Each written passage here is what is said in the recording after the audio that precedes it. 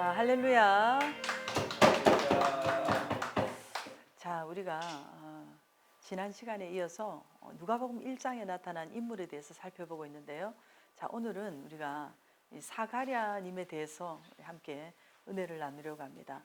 이 사가랴님이라는 분이 어떤 분이며 또 어떤 성직을 가졌고 또 어떤 반차를 따라서 어떻게 제사장이 되었는가, 우리가 이런 것을 한번 나눌 때에 오늘 여러분과 제가 이 사가랴님 닮은 이런 영성인이 될 수 있기를 바랍니다.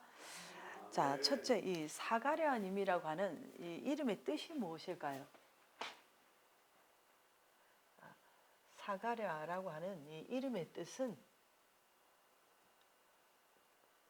여호와님께서 기억하셨다 또는 기억하신다. 자, 여러분, 이 사가랴라는 이름의 뜻이 참 좋지 않습니까? 하나님께서 기억하셨다고 하는 이런 이름인데, 오늘 여러분과 저도 마찬가지로 우리가 때로는 우리가 이렇게 살아가다 보면 너무나 힘들 때, 지칠 때 하나님께서 나를 잊어버리셨는가 이런 생각이 들 때도 있지 않습니까? 그러나 하나님께서 반드시 여러분을 기억해 주시는 좋으신 우리 하나님인 줄 믿습니다. 여러분의 이름도 반드시 우리 하나님께 기억될 수 있기를 축복합니다. 자, 그러면 이 사가랴님의 이 성직은 무엇인가요? 사가랴님의 성직 또는 직분은 무엇인가요? 제사장이라고 하는 이런 직분을 가진 것을 볼 수가 있습니다. 제사장이라는 것은 굉장히 오늘날 말하면 목사님이잖아요. 굉장히 거룩한 성직이라고 볼 수가 있는 것입니다. 오늘 여러분에게도 하나님께서 주신 귀한 그 직분들, 뭐 권사님이라든지 집사님이라든지 하나님이 주신 다 귀하고 거룩한 성직인 줄 믿습니다. 자, 그러면 이 제사장은 어떤 일을 하였는가요?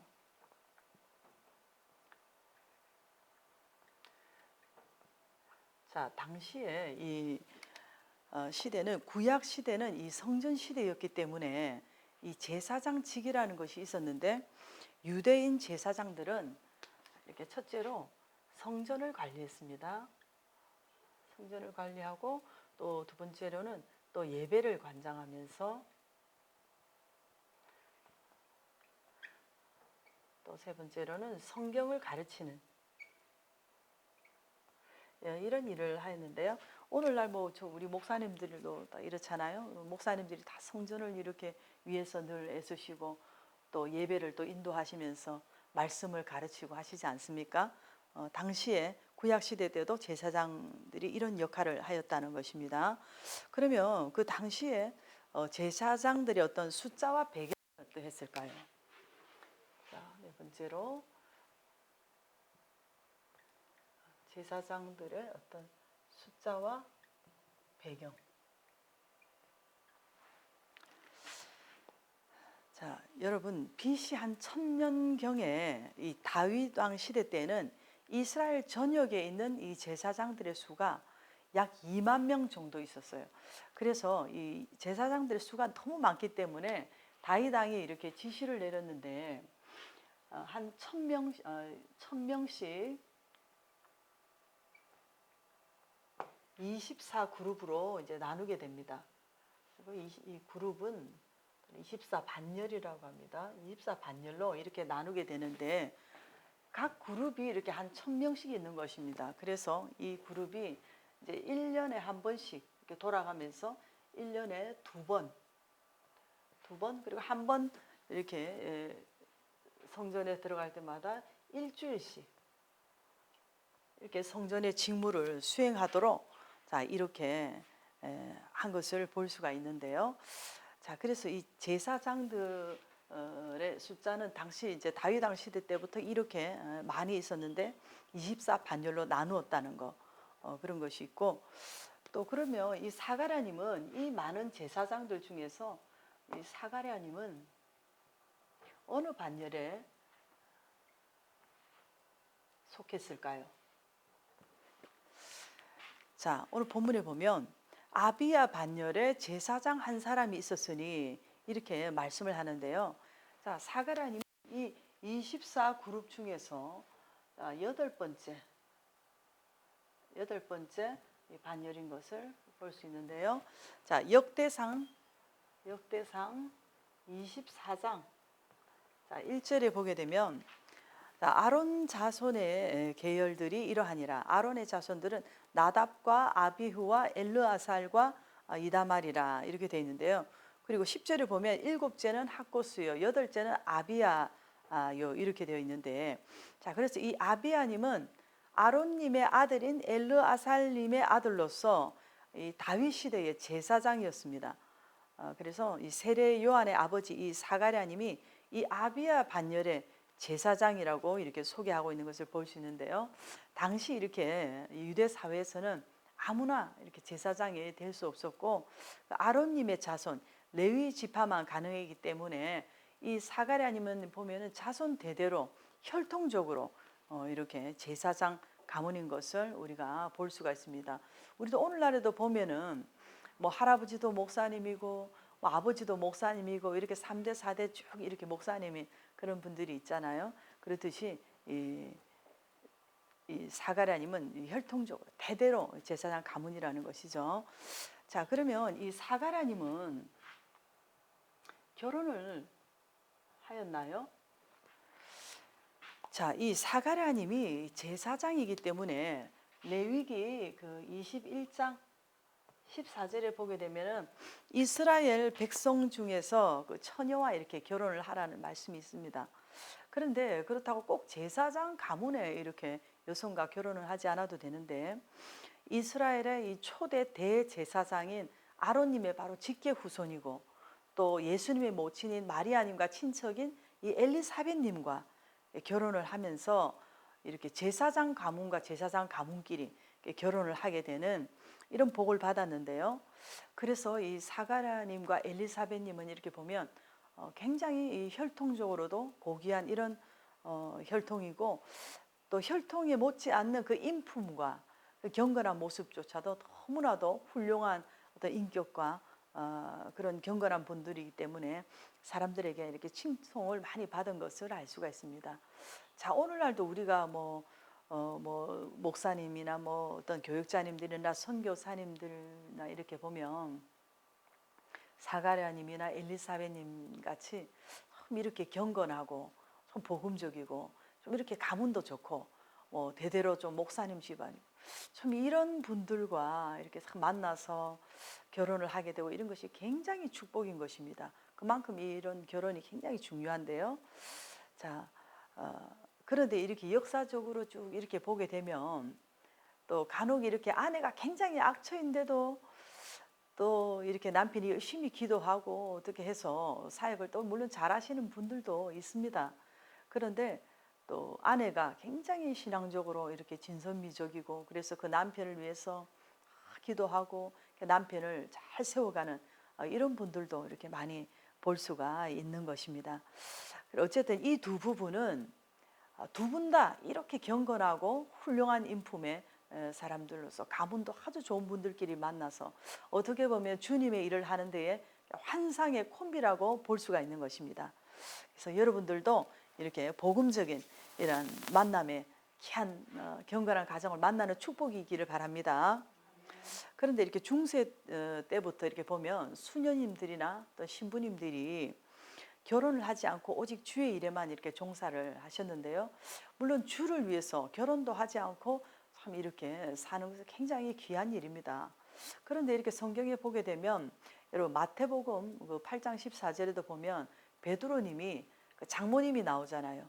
장모님이 그 열병에 걸렸을 때 예수님께서 치유해 주신 말씀도 있고 이런 것을 보면 베드로님도 뭐 결혼을 했었고 그리고 세례 요한님도 그 아버지나 어머니가 있었기 때문에 이렇게 탄생이 되지 않았겠습니까? 그런 것을 보면 우리가 오늘날 뭐 꼭 결혼을 하지 않는 것이 뭐 성결이고 경건이라고는 볼 수 없다는 것을 여러분 아시기 바랍니다. 만남의 축복이 있기를 바랍니다. 자, 그러면 이 사가랴님은 이렇게 어떻게 이 많은 반열 속에서 한 반열에 1000명씩이나 되는데 여기서 어떻게 또 선택이 되어서 분양을 할 수가 있게 되었는지 한번 살펴보겠습니다. 자, 이 사가랴님이 이 많은 사람들 중에서 그 지성소에 들어가서 분향을 할 수 있게 되었던 것은 바로 이 제비뽑기로 통해서 이렇게 선택이 되었다는 것인데요. 자, 이 제비뽑기의 특징이 우리가 여러 가지가 있다고 볼 수 있겠지만 하나님의 뜻을 이루기 위해서 이 제비뽑기는 바로 하나님의 제비뽑기로 되었다는 것이 중요한 것입니다. 자, 이렇게 각 사람들이 1년에 2번 이렇게 각 반열대로 1년에 2번 이렇게 성전에 들어가서 분향할 수 있는 기회가 오는데 예를 들어서 이 사가랴님이 이 중에서 선택이 되었다는 것은 평생에 뭐 한두 번 올까 말까 하는 정말 이러한 대단히 영광스러운 이런 기회를 얻게 된 것인데요. 다시 말해서 이것은 우연히 되어진 일이 아니라 하나님께서 이 사가랴님을 하나님의 이 제비뽑기로 통해서 뽑아주시고 택해 주셨다는 것입니다. 자, 그럼 이 제비뽑기가 어떤 특징이 있을까요? 여러분, 이 제비뽑기는요, 첫째로 기울어지지 않는 어떤 공평성이 있다는 것입니다. 자, 여러분, 오늘날도 그렇잖아요. 우리가 일반 투표는 아무리 우리가 공정하기를 바라고 그렇게 하지만 그래도 가문이라든지 뭐 혈연이라든지 지연이라든지 뭐 어떤 이런 것들이 적용이 되지 않겠습니까? 그러나 이 제비뽑기는 하나님의 제비뽑기는 하나님께서 하시는 일이기 때문에 이거는 굉장히 공평하다는 것입니다. 그리고 이 하나님의 제비뽑기는 어떤 섭섭함이 없다는 것입니다. 자, 사람이 한 것이 아니기 때문에 뭐 사람들에게 시험 들 필요도 없고 상처받을 필요도 없고 서운할 필요도 없는 것이죠. 자, 그래서 또 하나는 이 제비뽑기는 하나님께서 하신 것이기 때문에 가장 성경적이고 이것이 합리적이라는 것입니다. 자, 여러분 어떻게 보면 이 하나님의 제비뽑기는요, AI도 흉내낼 수 없습니다. 물론 AI가 뭐 정확하게 순서대로 돌아가도록 뭐 그런 거는 할지 몰라도 어떻게 사가랴님이 이렇게 나이 많아 늙어서 자녀도 없고 이런 것을 AI가 어떻게 알겠습니까? 그래서 하나님만이 하실 수 있는 아주 스페셜한 그런 방법인 것을 우리가 알 수가 있는 것입니다. 자, 이렇게 여호와님께서 기억하셨다라고 하는 이 이름의 뜻대로 평생을 이렇게 하나님 앞에 의롭게 살고 하나님 말씀대로 살았던 이런 사가랴님을 하나님께서 기억하시고 오늘 이런 특별한 기회를 주시고 분향할 수 있도록 하나님께서 축복하신 줄 믿습니다. 오늘 여러분들에게도 하나님께서 그 여러분들의 모든 삶과 여러분들의 모든 생활을 다 보고 계시고 알고 계시는 줄 믿습니다. 그래서 반드시 때가 되면 하나님께서 여러분들에게 천사를 보내셔서 이런 복된 기회를 여러분에게도 주실 줄 믿습니다. 자, 그럼 우리가 이 사가랴님의 오늘 이 모습을 보면서 우리가 여러분 자신에게 무엇을 적용할 수가 있을까요? 자, 첫째로 이 사가랴님은 평생을 하나님의 일을 하신 분이라는 것을 우리가 알 수가 있는데요. 이런 것을 보면서 여러분과 저도 좀 나는 이렇게 여러분과 제가 나는 영적 제사장이다 하는 좀 여러분들이 이런 자세를 가지고 여러분들이 살아갈 수 있기를 바랍니다. 그래서 하나님을 기쁘게 해드릴 수 있기를 바랍니다. 자, 목사님이라든지 뭐 사모님이라든지 선교사님이라든지 뭐 장로님이나 권사님이나 이런 직분들이 어떻게 보면은 뭐 교회법에 따라서 투표를 해서든지 또 목사님께서 임명을 해서 이렇게 되었지만은 이것은 여러분 우리가 깊이 알고 보면 천에 하나 만에 하나 하나님께서 이렇게 여러분과 저를 제비뽑기로 초이스하셨다는 것을 여러분 아시고 여러분 긍지를 가지고 살아갈 수 있기를 바랍니다. 자, 한 걸음 더 나아가서 저와 여러분들은 이 땅에 이 모래알같이 수많은 사람들 중에서 우리 하나님의 이 영적 제비뽑기로 하나님께서 여러분들을 선택하시고 우리가 구원받았다는 그러한 사실에 여러분이 엄청난 그 자긍심과 자부심을 가지고 긍지를 가지고 자신감을 가지고 이 세상을 조롱하면서 여러분들이 하루하루 기쁘게 힘차게 당당하게 여러분 살아가면서 이 약한 시대를 승리할 수 있기를 예수님 이름으로 축복합니다. 아멘. 자, 이 시간 그렇게 되게 해달라고 우리 주님 한번 부르시고 기도합니다. 주님, 주님, 주님, 주님 은혜와 사랑에 감사를 드립니다. 아버지 하나님이 이 땅에서 정말로 의롭게 복음적으로 살았던 이 사가라님